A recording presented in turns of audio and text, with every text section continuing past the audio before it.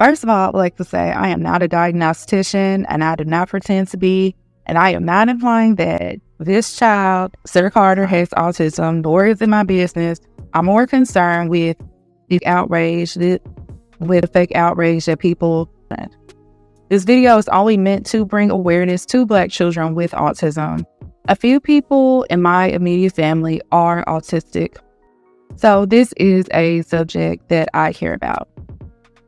I want to acknowledge that children and their health issues are a private matter, so no mother has to disclose medical histories to strangers online. That being said, I'd also like to acknowledge the speculations on the internet and the stigma around autism.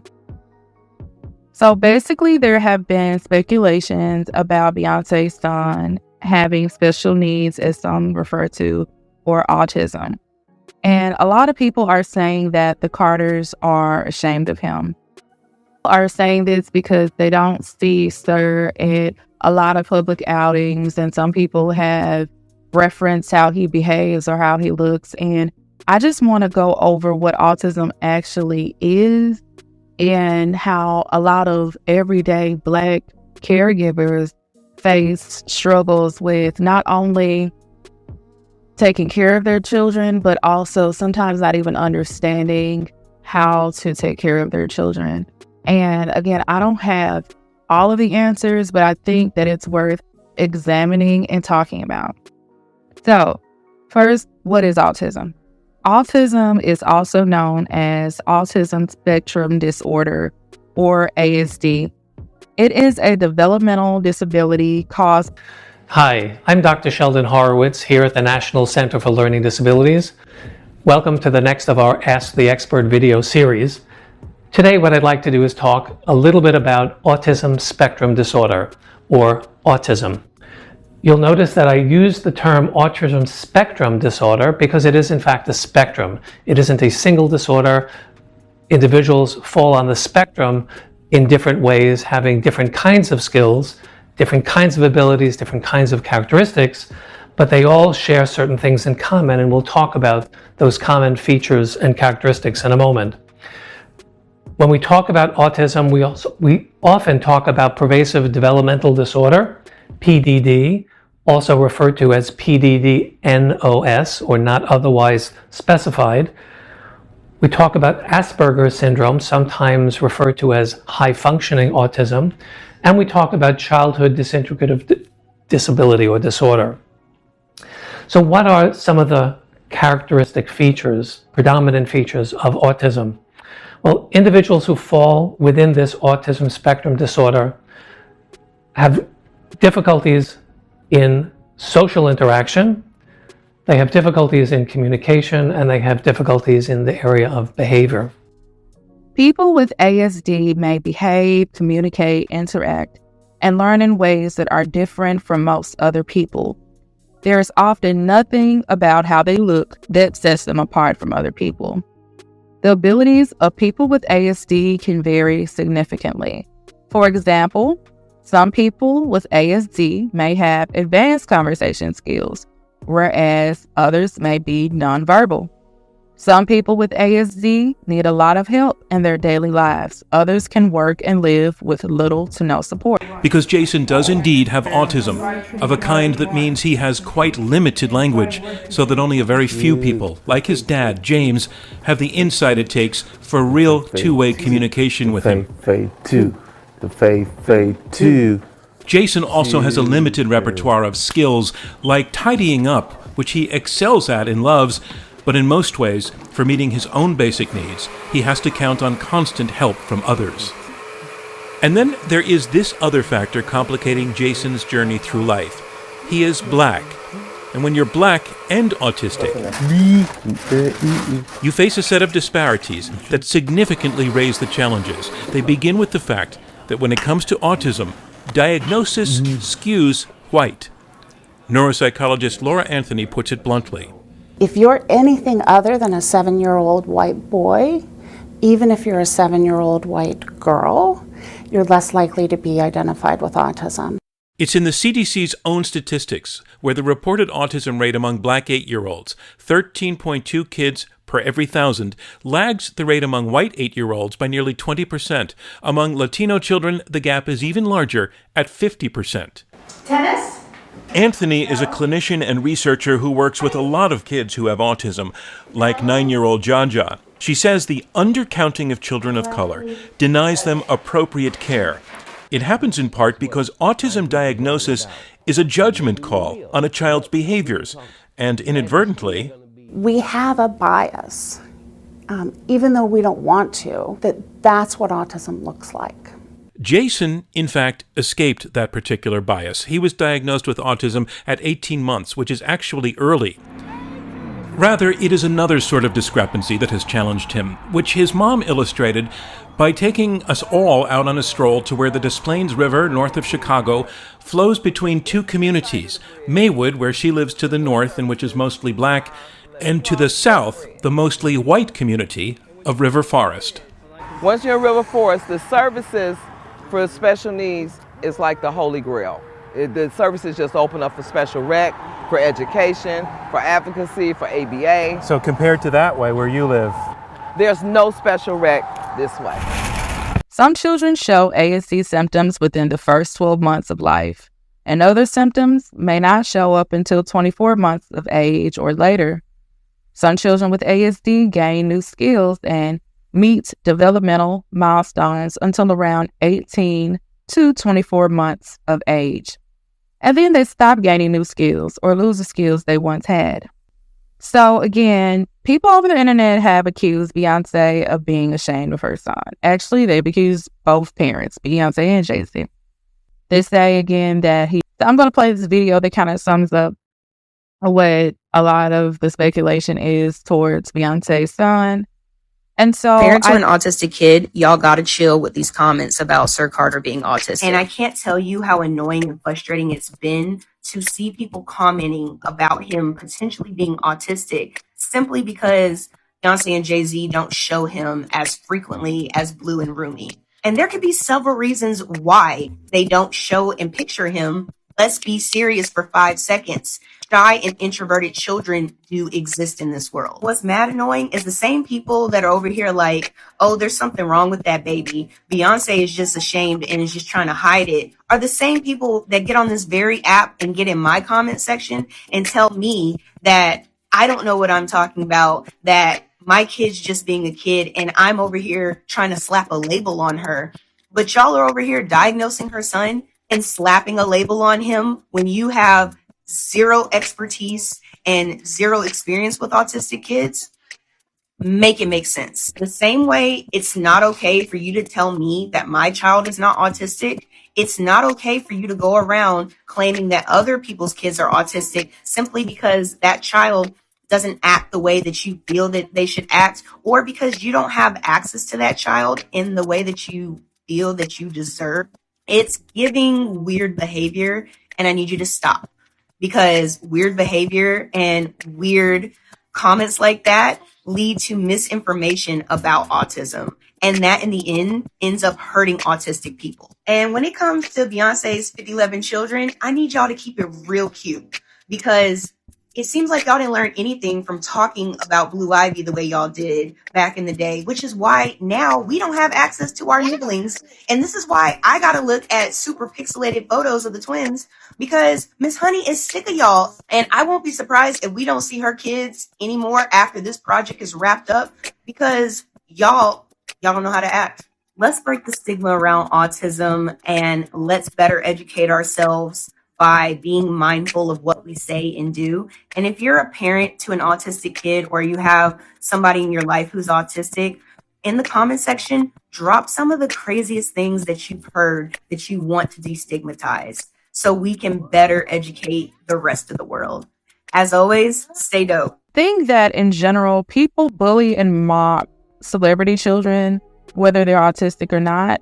But I've noticed in general, in real life and on social media, people are very rude to people who they feel have a quote unquote disability or who are different than them. And there are various jokes towards the autistic population. And I feel that often they are dehumanized in society. I will say that things have gotten a bit better since I was growing up, yet I think the language is pretty much the same around autistic folks, and it's usually derogatory. And oftentimes they are isolated or othered and neglected. Even some people and families who have like autistic children or siblings or some type of relative or friend usually are in denial about their child or ashamed about the diagnosis. And then there are some who don't have the resources to properly, support their children. And some really rely on an SSI check. There have been often times where I feel that Black caregivers are stated to be misusing the funds, right? So some people might feel that a Black caregiver isn't worthy of receiving government assistance for their disabled child. And while there are some caregivers who don't necessarily have good intentions, I think overall Black people don't often have the resources to properly treat or align with the needs that their children have. Like taking care of an autistic child can be very overwhelming for people. It takes a lot of patience. It takes a lot of time. And due to like a lot of Black mothers caring about the safety of their children, oftentimes they're overly invested in how institutions record data or speak with them. So parents in general are taking care of their children, obviously. But when often autistic children are there, Black parents just feel that there's an even heavier stigma because Black children aren't valued in society. So imagine being someone who is like working class, or maybe the mother may not be working because she can't work, because, it's just different factors. It's a lot of factors. The lack of resources or autonomy in a racist and classist system in general can be more so overwhelming rather than having an autistic child. And there has been like an underlying agitation and presumptions on the increase of particularly Black boys being autistic more than say 20 to 30 years ago. There are like some beliefs that, and because of this environmental racism, some people are in denial, or like some people don't know how to address both, which I think both are important. We've seen this shift from sort of a monolithic or single cause idea of autism to this move to understand risk factors associated with autisms. And this multiple understanding of autism travels in the biomedical arena as well. So researchers have really moved into understanding multiple factors that might be associated with the development of autism, how those progress over the life course, but in particular have moved away from sort of a single notion of what causes autism. This comes hand in hand with our understanding, based on experiences, that there is no single autism. There are multiple autisms. And relatedly, there's no single cause for autism, but researchers have shown that there are many genetic and environmental risk factors associated with the development of autism. This interest in this sort of multiplex, complex understanding of development in general has been growing not only within autism research, but in relationship to complex conditions more broadly. And so this interest in how environmental factors interact with our genes to shape development over the life course has really gained attention, not only in relationship to autism, but more broadly as well. So what does this mean for autism? Well, there's been an increasing number of studies related to environmental factors since the early 2000s. And interestingly, although there's been this sort of explosion of research since that moment, there were studies in the early 70s that showed relationships between rubella infection and exposure to thalidomide and incidence of autism cases when those exposures or infections happened during pregnancy. And so this sort of long dormant question about the relationships between environmental risk factors, especially during pregnancy, and the development of autism has become more popular recently. And a sort of bookend to this is that in 2016, just several months ago, at the International Meeting for Autism Research, one of the keynote addresses and panels was titled Pushing the Boundaries for Understanding Environmental Influences for Neurodevelopment. And interestingly enough, though this was sort of meant to encapsulate a larger field that is getting more attention, that Pushing the Boundaries panel actually got some pushback as well. And that's because the framing of environmental risks, as we heard earlier in Michael Udell's talk, has implications for how we understand autism more broadly. And the language of risk tends to present a problem that we're anticipating and potentially shape our understandings of what the politics of that kind of information might be. Black children with autism do exist regardless of the cause. And I don't think being in denial because we understand environmental racism exists helps the situation. So now I'm going to talk about the... Hey y'all, what's up? This is Liz with a little bit of reality in just a minute or longer. And I have a serious question. Like, this is not, no shade, whatever, right? Because I'm not like a Beyonce fan. I love Destiny Child, right? Destiny's Children in them, but I'm not a big Beyonce fan. So I remember she was pregnant with Blue Ivy, and then I remember she was pregnant with a set of twins. And did she have twins? Or was that like not true and it was to throw off the people? Because the little one, which is Rumi, didn't Rumi have a twin? Or shouldn't there be a twin boy with Rumi with the name of Sir? And the reason I'm asking is I'm very, very confused. Because I always see the girls. I never, ever see the boy. Especially if they're going to a Super Bowl game, you would think that the boy would be there. Or whenever you see Jay-Z at games, you never see him with the son. And I would think that that's where the son would go with the dad. Or was there never a twin? I don't keep up with it. This is what I'm asking you guys. Like, was Rumi and Sir not a thing? Was it always just Rumi and then Blue Ivy, the big sister? Or is there a Sir? And if so, where is he? What do y'all think about this? Leave me a comment. Let's talk about it. And don't forget to hit the follow button. Ta-da! The funny thing is, I do know the signs of autism because my kid is autistic and because I went through the process of getting her diagnosed not once, not twice, but 3 times to just be sure. And when you learn about what the signs of autism are, you also learn that those signs can be signs for other neurological disorders, or they can be signs of developmental regression. It doesn't mean that they're actually autistic, which is why you got to get a diagnosis. And because we know that it's ignorant to claim a child that we do not spend enough time with, and let alone learn their behaviors, to claim that they're autistic. And that is the problem here. People are starting to use the word autism as a replacement word for special needs. And it's minimalizing what autism actually is. Just because a child doesn't make eye contact doesn't mean that they're autistic. Just because a child doesn't like to be in crowds doesn't mean they're autistic. Which is my point. Those are not indicators that he is on the spectrum. And this isn't about me defending Beyonce and Jay-Z because they're billionaires. They don't need me to defend them. They got PR people for that. But my point is, y'all got to stop calling kids autistic simply because they're not moving the way you think that they should move.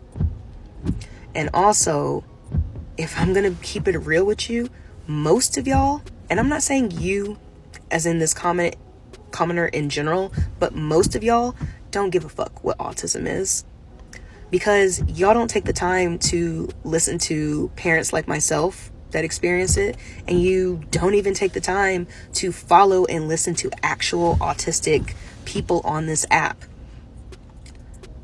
What it comes down to, like I was saying in my original video, which I have made private now because I need a little bit of peace, I need my phone to stop blowing up for a minute, is that y'all are not getting access to that child the way that you feel that you should. And so because you're not, you're assuming that there's something wrong with him, when it could be he just likes watching Paw Patrol versus being at the Super Bowl. It's that simple. But again, like I said, y'all don't care about autism, nor do you care to learn about it and adjust your behaviors and adjust your ableism around it to make sure that you're being more accommodating to autistic people. You just care about proving a point and spreading celebrity gossip. And again, you're doing it at the expense of actual autistic people and their actual experiences and those that love and take care of them. But go off. And that's all I'm going to say. I'm not addressing this anymore. Either you can follow me and follow our story and our experiences, or better yet, I implore you to go follow autistic people on this app. You can do that, or you can continue doing what you've been doing and to be more empathetic. That's it. Have a great week. Have a great rest of your year if I don't bump into you. And as always, stay dope.